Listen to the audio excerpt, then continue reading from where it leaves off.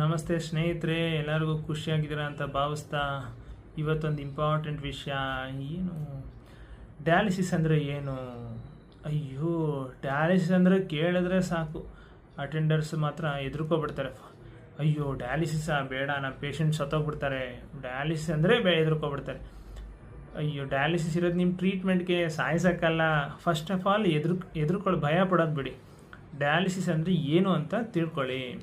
So dialysis ಅಂದರೆ ಏನು ನಿಮಗೆ ಅರ್ಥ ಆಗೋ ಥರ ಹೇಳ್ಬೇಕಂದ್ರೆ, ಇದೊಂದು ಡಯಾಲಿಸಿಸ್ ಒಂದು ಆರ್ಟಿಫಿಷಿಯಲ್ ಮೆಥಡ್.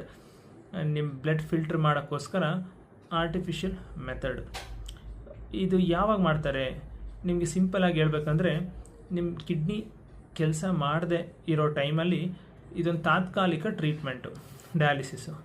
ಇದರಲ್ಲಿ ಎರಡು ಥರ ಇದೆ, ಹೀಮೋಡಯಾಲಿಸಿಸ್ ಮತ್ತು ಪೆರಿಟೋನಿಯಲ್ ಡಯಾಲಿಸಿಸ್.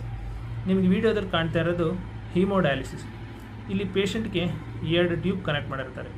ಒಂದು ಟ್ಯೂಬಲ್ಲಿ ಪೇಷಂಟಿಂದ ಬ್ಲಡ್ ಬಂದು ಇಲ್ಲಿ ನಿಮ್ಗೆ ಕಾಣಿಸ್ತಾ ಇರೋ ಡಯಾಲೈಸರ್ ಅಂತ ಫಿಲ್ಟ್ರಲ್ಲಿ ಮುಖಾಂತರ ಹೋಗಿ ಬ್ಲಡ್ ಫಿಲ್ಟರ್ ಆಗಿ ಇನ್ನೊಂದು ಟ್ಯೂಬಲ್ಲಿ ವಾಪಸ್ ಪೇಷಂಟ್ಗೆ ಹೋಗುತ್ತೆ. ಸೊ ಮತ್ತೊಂದು ಕಡೆಯಿಂದ 2 ಕ್ಯಾನಿಂದ ಬರ್ತಿರೋ ಲವಣಾಂಶಗಳು ಮಿಕ್ಸ್ ಆಗಿರೋ ಫ್ಲೂಯಿಡ್ ಬ್ಲಡ್ ಬರೋ ಡೈರೆಕ್ಷನ್ ರಿವರ್ಸ್ ಡೈರೆಕ್ಷನಲ್ಲಿ ಹೋಗಿ ಬ್ಲಡ್ಡಲ್ಲಿರೋ ವೇಸ್ಟೆಲ್ಲ ಹೀರ್ಕೊಂಡು ಮತ್ತೆ ಡ್ರೈನೇಜ್ಗೆ ಹೋಗ್ಬಿಡುತ್ತೆ.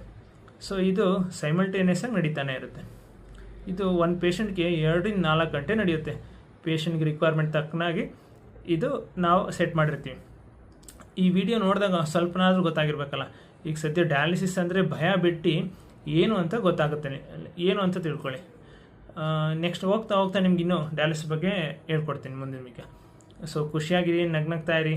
ನಾನು ನಿಮ್ಮ ಕಿಡ್ನಿ ಡಾಕ್ಟರ್ ಮನೋಜ್, KMCRI ಹುಬ್ಳಿಯಿಂದ. ಅಲ್ಲಿವರೆಗೂ ಬಾಯ್.